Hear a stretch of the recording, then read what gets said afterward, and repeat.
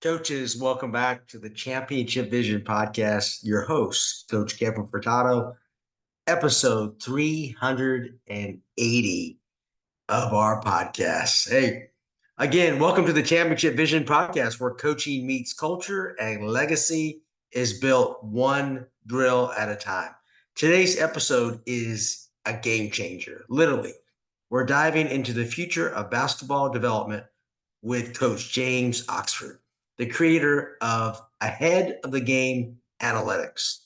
James brings a wealth of experience coaching JV basketball at Friendswood High School and directing youth skills camps for the Houston Rockets.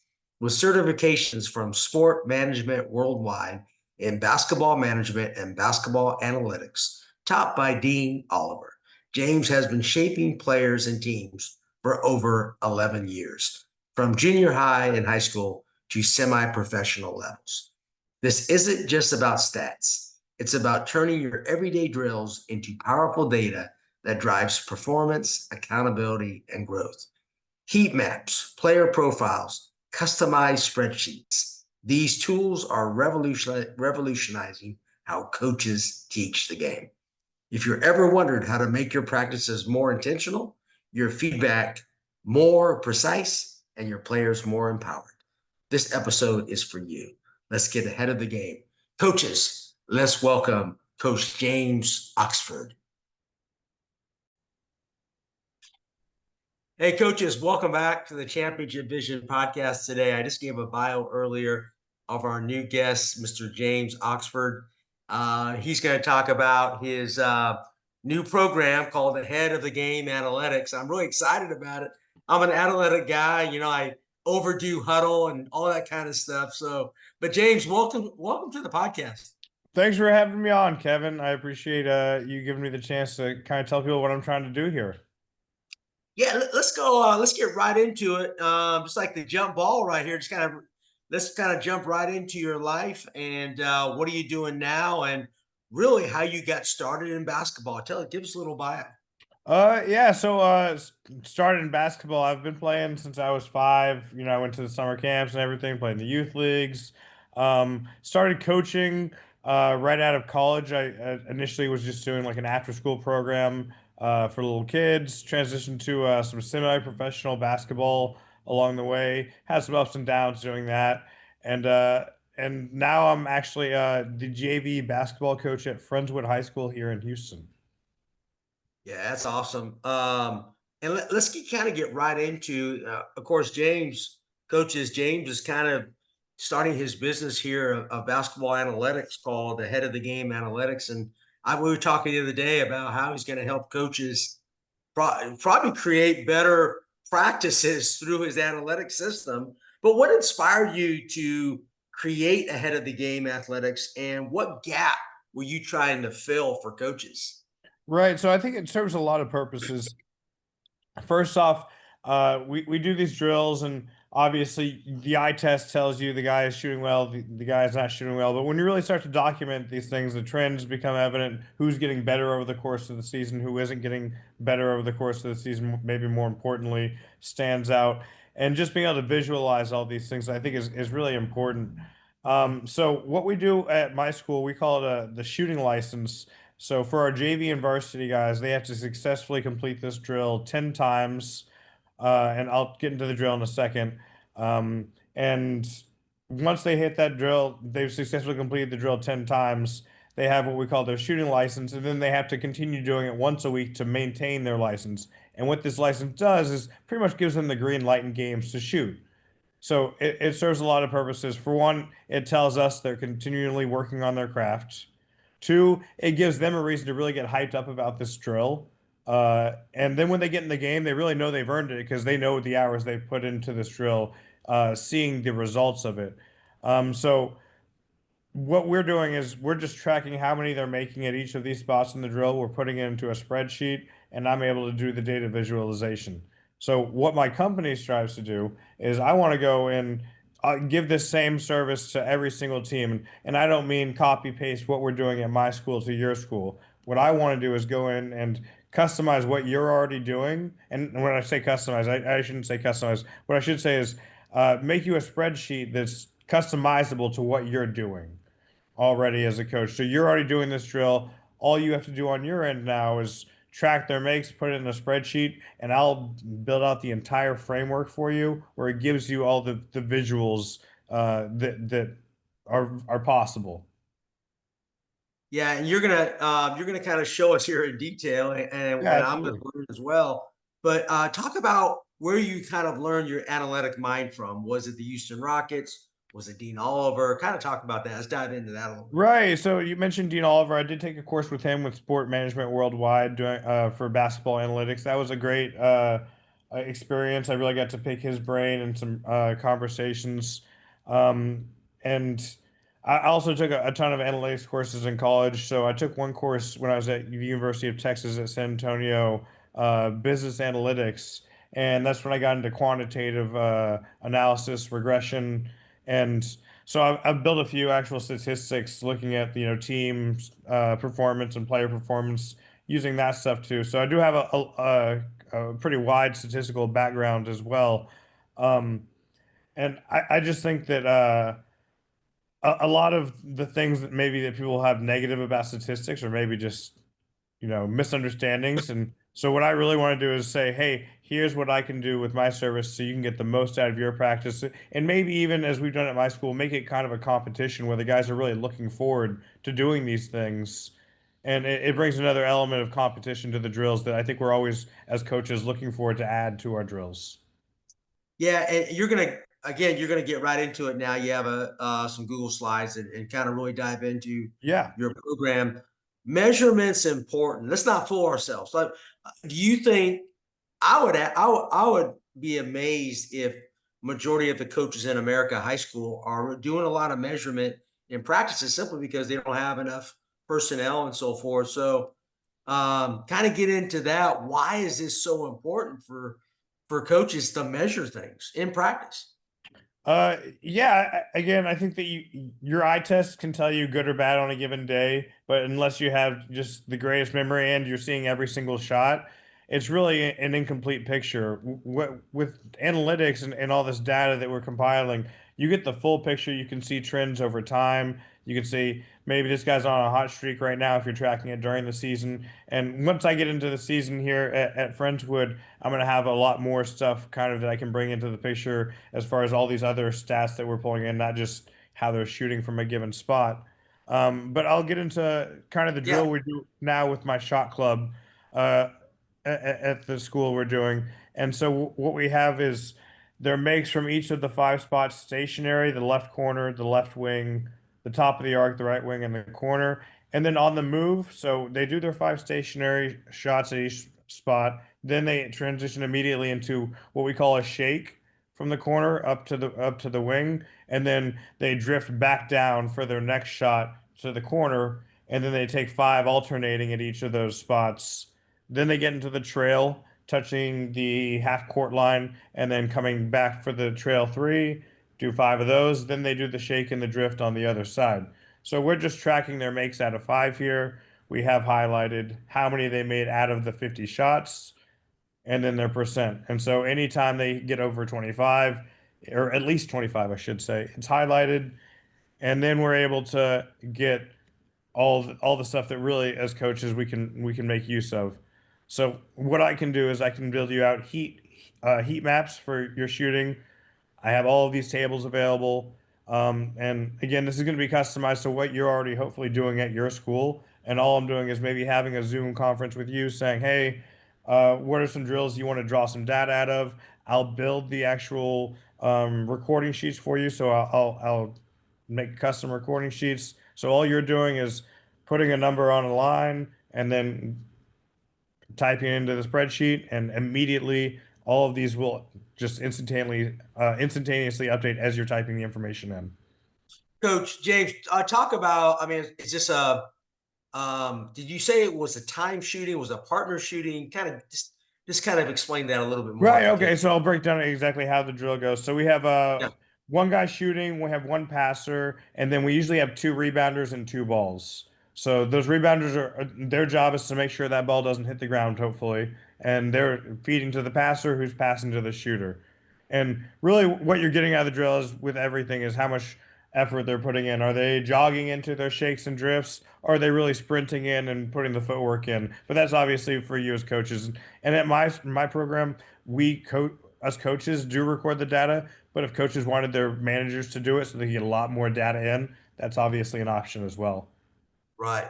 Hey, just for those who don't know, talk about define shake and drift. So make sure all coaches know what you're talking about. Right, right. So the shake is what we call the action coming from the corner up to the wing. Okay. So that's a big playoff penetration action for us. And then the drift is usually a pass coming from the baseline to that Corner. corner. So they're drifting Yeah. from the wing to the corner on that drift. Okay. And again, if coaches want to use the drills we're doing, I'm certainly open to that. I'd love to share. I love sharing resources, but my goal really is that the coaches are not even having to change what they're doing, hopefully, except maybe adding another level of competition for their players. Right. And of course, if we have a Dr. Dish machine we use a lot, but you can only put, so many people on the dish, Right. and so forth. So I'm sure you have a lot of side baskets, a lot of baskets going on, a lot of shooters at once. How do y'all work Mhm. that in practice? Yeah, so we have actually drills for our side basket. Sometimes, like I think this year or this week, I should say, we have the Evans drill where they're shooting threes. They miss two, they go to the next spot, and they see how many makes they can get before they run out of spots. And then I've also experimented with like 90s on closeouts or 180s on closeouts where the shooter is hop stepping in 90 or 100 degrees closeouts coming and they're shooting over that. Uh, Okay. we really like adding a live element if possible, just because it makes it a little more game-like as well. Yeah, I love that. Yeah. But we always Um, suggest side basket drills for our players to do while we're recording. okay. Hey, get more into the data aspect. I do see, obviously your percentages. What are we really looking for here to separate yourself from other programs?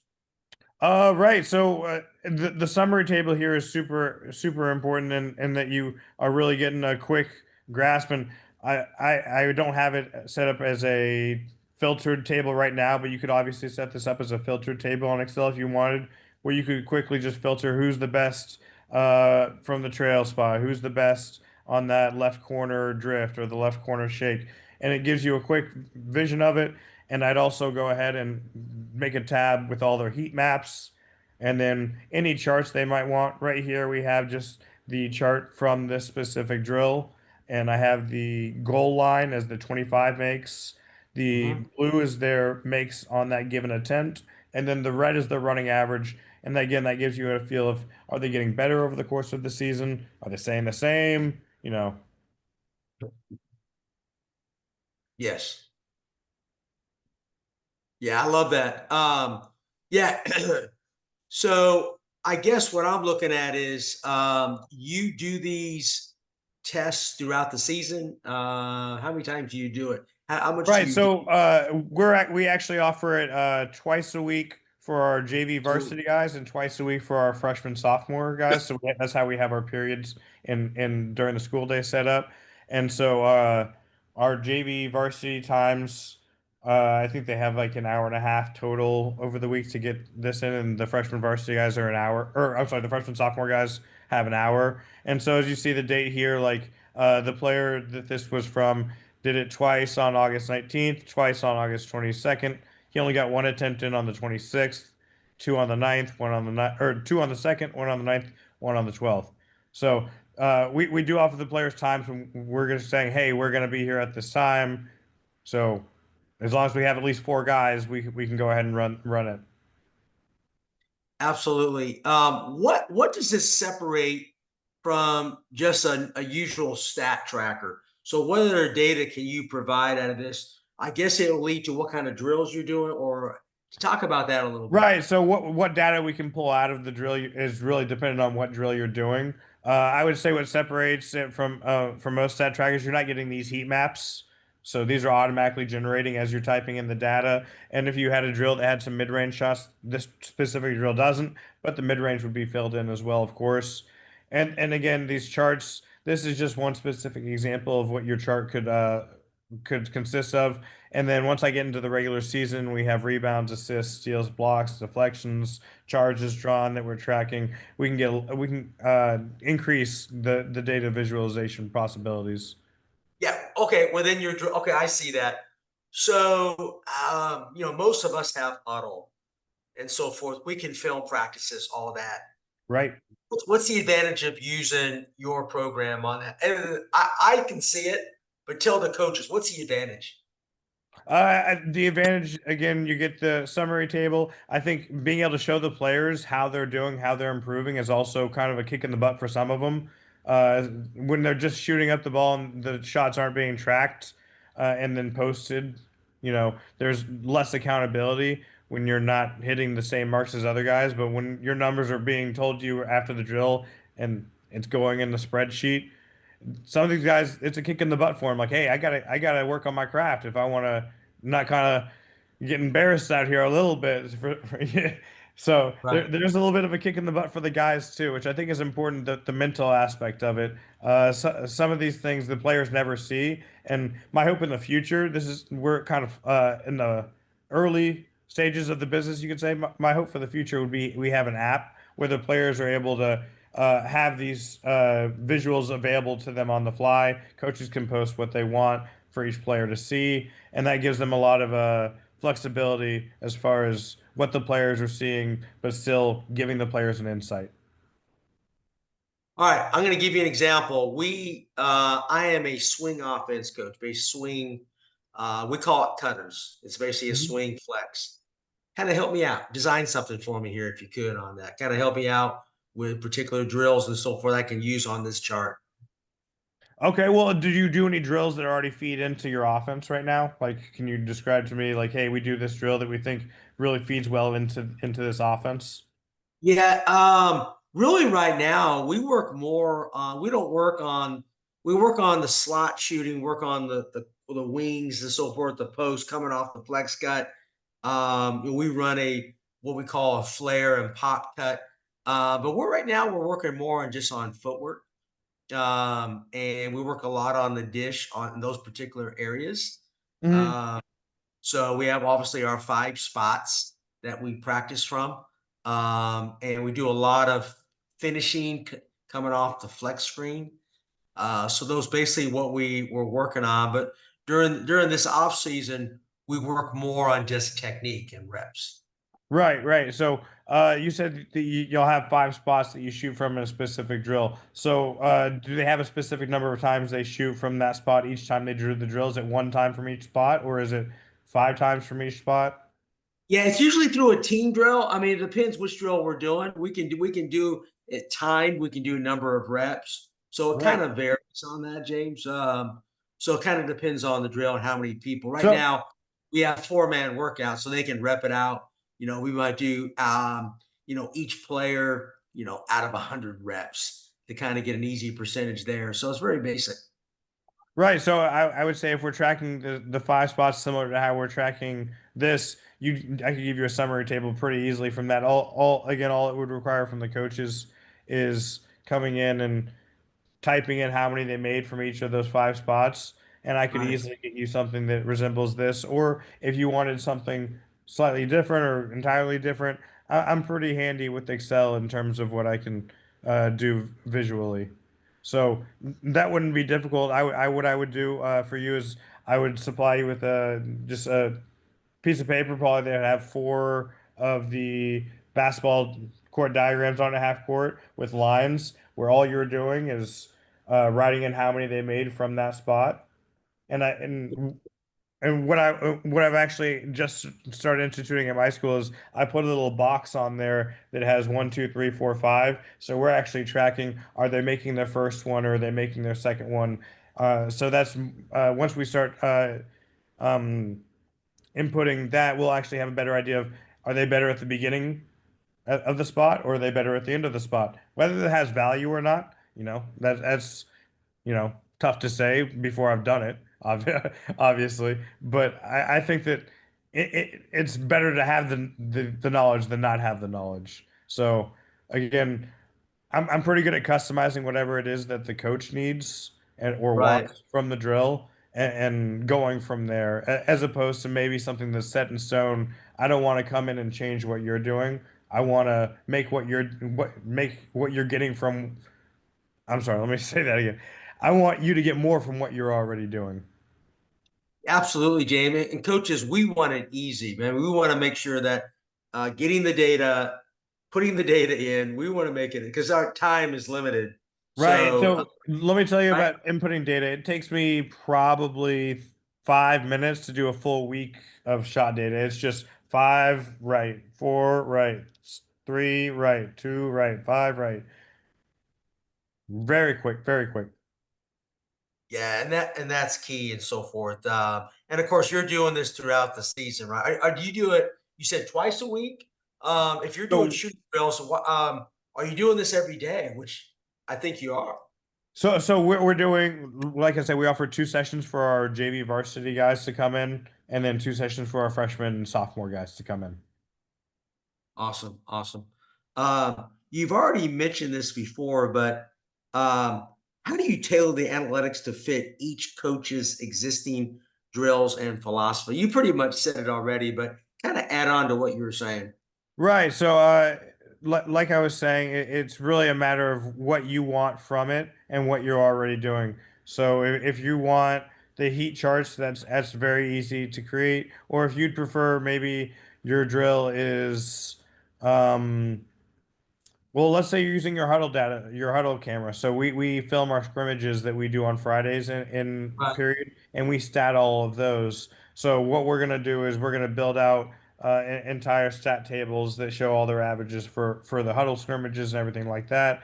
And then we can again build any kind of charts that we need that shows how the player is doing in those scrimmages, who's making the most impact, tracking plus minus and things like that as well. Yeah, I love that. Data is important, but can it get, I mean, what do you think? Can it get carried away a little bit with data? I mean, subjective, you got to do both, right? So, how do you guys use the eye test and objective data together? Right. I think that feel is so big in basketball, maybe more than any other sport. And some of that definitely doesn't translate from drills to the game. So, what I'd like to do in the future is maybe even build out some correlations that show just exactly what we should expect in the game from those drills. And then maybe where the gap is. And that gap is that human feel, you could say, of what's expected versus what you're getting. That's a great point because the whole theory now, you got Chris Oliver, all these guys. I'm sure you know who Chris is. He talks about, you got to have what your drills have to apply to your offensive or defense Oh, system. absolutely. So, I mean, so you can kind of evaluate are these drills. So if you're shooting 50% off of your drills and your game stats are 19%, obviously you got to make some adjustments, right?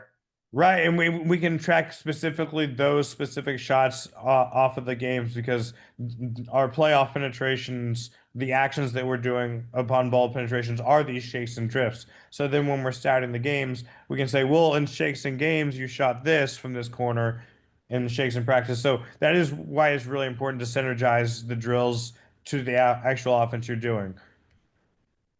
Talk about the onboarding process for a coach who wants to start using the program. Help those coaches that are listening now about that. Yeah, so you're just gonna reach out to me at my email, which I hope will be linked. If not, I can certainly type it in here real quick. It actually, I'll just say it: ahead ot uh, game analytics at gmail.com, and reach out to me. We can set up a Zoom conference where we can talk about, hey, these are the things we're looking to get out of the drills we're already doing, and we can best plan for what you're wanting to get out of the drills and building that spreadsheet for you. It shouldn't take me too terribly long to build out the spreadsheets. So the sooner they want to start tracking and getting these visualizations, the better we can start immediately. Give me a success story. Are people using your program now and or talk Well, like about I your said, we're just starting. So, okay. yeah, I'm new to the school I'm at, and we're really going headed first on these analytics, and I'm seeing the value already. And the thought just came to me, Look, I can do this for other coaches. Why shouldn't I? Like other coaches will get value out of this. So hopefully the first listener will be the first success story. Of course, I'm hoping Effingham. I mean, so Yeah, we appreciate. again, we'll get into yours and get you set up as well. Absolutely, Kevin. Yeah, and we'll have, by the way, my Legends Clinic's coming up on Saturday. We'll have some flyers there from James from his company, and I'm hoping we're really going to promote that for you, Coach, and I get some. appreciate. Yeah, sorry I couldn't make it in person. Next year I will though. Come on, you're only coming from Houston to Savannah. Come on. I know it's practically a quick jog, really. That's right. Um, but you're going to have a lot of coaches there, and hopefully they really kind of check out your material, and we're definitely going to promote it and so forth. Because I think there's a lot of value here. What's next for your program? What's next on the horizon of what you're trying to do? Yeah, I'd like to set up something where maybe we have a weekly newsletter where coaches are sharing both the successes they've seen from this and also the drills they're doing. So other coaches, like I said, I love sharing resources as a coach. So sharing these drills we're doing and building out more spreadsheets for these coaches where they're giving their players maybe more options on what they're doing, seeing what works best for their programs. Sometimes you think you know what's best working best for your program, and then you realize, hey, this guy next door, the next door over, is actually doing something pretty cool too. Absolutely. And who are your competitors? I mean, who are people out there on the market that are kind of doing the same thing? Are there any? I don't know that there is anybody, especially specifically targeting the high school and kind of smaller college programs. That's kind of where I think our sweet spot will be. Obviously, I'm sure NBA teams have things, people doing this and whatnot. I do think it's kind of an untapped resource, though, at the level we're talking about. Right. And I mean, what about people who don't want to embrace using data for their programs? Are they way behind? I mean, I would agree they are. You have to use I some type of mean, data. far be it from me from telling them that they're behind because they probably know a lot more than I do. I never presume to know more than the person I'm talking to. So I would assume that probably know what they're doing, but I would also say that we get a lot out of it over here. So maybe I'd offer them a chance to say, here's what you can get out of it. If they're still resistant, then I'm not here to convince every single person, but the people who are open-minded, I think we can really get a lot of value out of it. Absolutely, Coach. And we appreciate you joining me here. But we need to get your information. Talk about how they can reach you, your social media handles, whatever you want to make sure that people can get in contact with you. And I'll have it on the podcast notes too. Absolutely. So, like I was saying, my email is aheadot game analytics at gmail.com. And my X handle is AOTG analytics.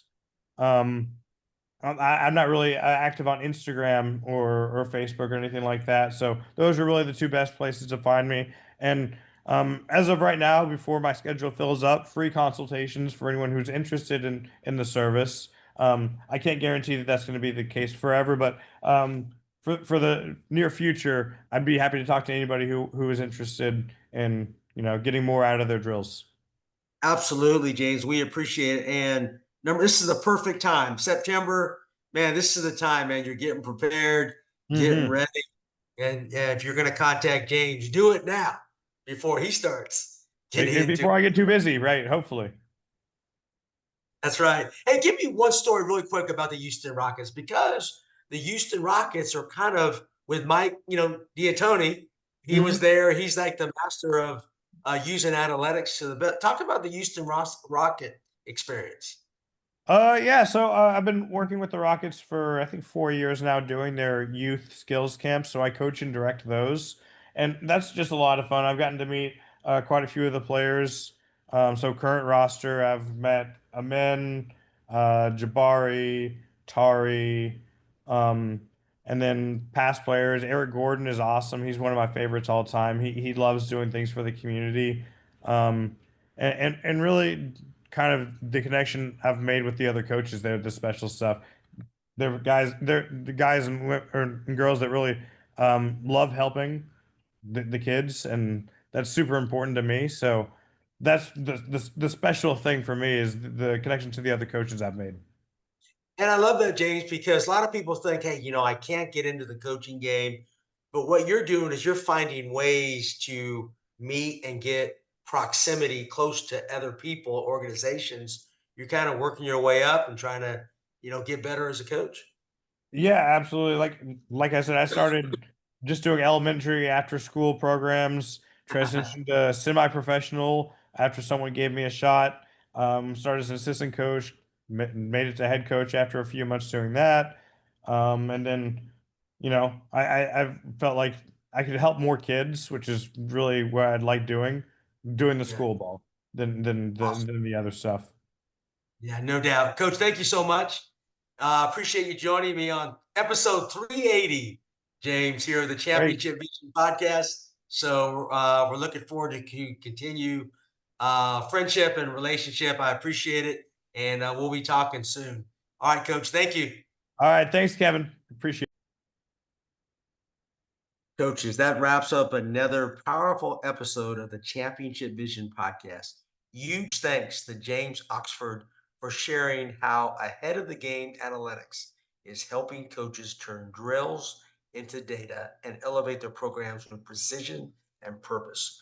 Whether you're coaching at the grassroots level or chasing championships, this kind of innovation is what keeps us ahead of the curve. And speaking of staying ahead, don't miss your chance to be part of something special. The Legends Coaching Clinic is coming soon, September 9th, September 20th, Saturday. This Saturday, matter of fact, at Effingham High School in Springfield, Georgia. And it's more than just X's and O's. It's a full circle experience with live team demonstrations, elite speakers, and a culture of excellence that reflects everything we stand for in Lady Rebel basketball and the Championship Vision podcast. If you're a coach who believes in building legacy, empowering athletes, and connecting with a community of like minded leaders, this clinic is for you. Spots are limited, so reach out now to reserve your place to take advantage of exclusive discounts for Savannah area programs. Until next time, keep coaching with vision, lead with heart, and never stop building your legacy. Thank you, coaches.